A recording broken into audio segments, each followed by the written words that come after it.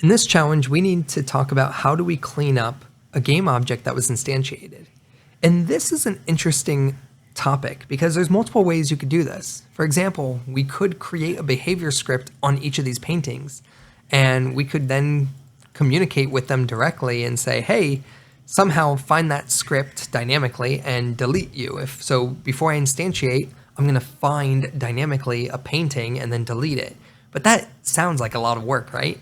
Instead, what if I could hold a reference to the game object we instantiated? And then after 5 seconds, before we instantiate another one, I just destroy the one I had a reference to.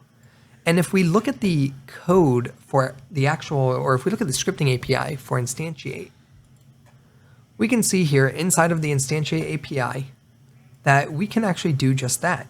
And if we look at their scripting examples, here they're instantiating an object, but then look what they're doing right here.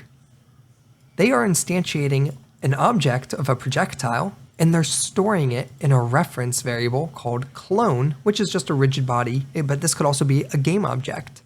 And so what we can do is we can instantiate the object, we store it in a temporary game object that's local to the function, and then we could destroy that temporary game object. So with this information, you should have everything you need to clean it up, and I'll see you in the challenge review.